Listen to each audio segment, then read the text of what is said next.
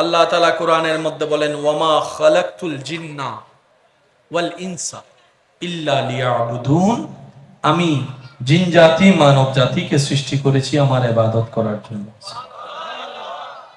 এবার ইবাদতের ভিতর নামাজ আছে না নাই? এবার বলেন, নামাজ 24 ঘন্টায় কয় ওয়াক্ত? এই 5 ওয়াক্ত নামাজ পড়তে কতক্ষণ লাগবে বেশি থেকে বেশি?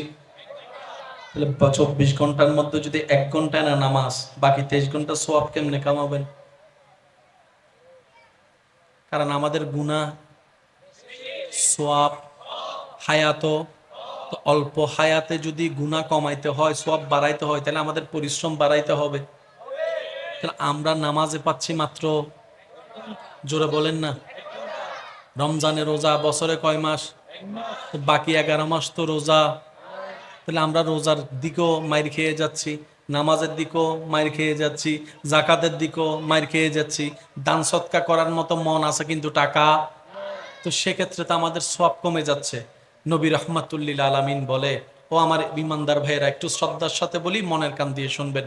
আমার নবী, আপনার নবী, রহমাতুল্লিল আলামিন নবী, উম্মতের কান্ডারি নবী, কাল হাসরের ময়দানে সুপারিশকারী নবী, আল্লাহর হাবিব নবী, ইমামুল আম্বিয়া নবী, আল্লাহর প্রিয় নবী রহমাতুল্লিল আলামিন আল্লাহকে বলছেন, আল্লাহ আমার উম্মতের তো হায়াত কম, হায়াত কম, আমার উম্মতের তো হায়াত কম। অন্য নবীর উম্মতের হায়াত ছিল বেশি, সময়ও ছিল বেশি, সুযোগও ছিল বেশি। আমার এই অল্প উম্মত, দৈহিক গঠনও তারা দুর্বল হবে, লম্বাতেও তারা দুর্বল হবে, শারীরিক গঠনও তারা দুর্বল হবে। আল্লাহ গো, অনেক নবীর উম্মতে তো পাহাড়ের বড় বড় পাথর পর্যন্ত 2 হাত দিয়ে আলগাই ফেলেছে, আমার উম্মতের তো সেই শক্তিটাও নাই। আল্লাহ, আমার উম্মত যদি হাসরের ময়দানে গুনার পাল্লাটা ভারী হয়ে যায়, নেকির পাল্লা যদি কমে থাকে, আমার উম্মত যদি জাহান্নামে যায়, আমি নবী কিন্তু জান্নাতে যাব না। আর আল্লাহ পাক বলে, ও নবী, আপনি যদি জান্নাতেই না যান, জান্নাত তো উদ্বোধনেই হবে না। নবী বলে যে আমি উম্মত ছাড়া জান্নাতে যাব, আর রব বলে যে আপনি জান্নাতে না ঢুকলে তো আমি জান্নাত উদ্বোধন করব।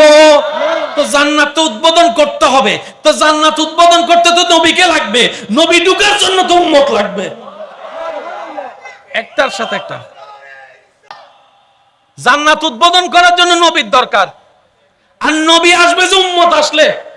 কিন্তু উম্মতের তো সওয়াবের তুলনায় গুনাহ, জোরে বলেন না, সওয়াবের তুলনায় গুনাহ বেশি।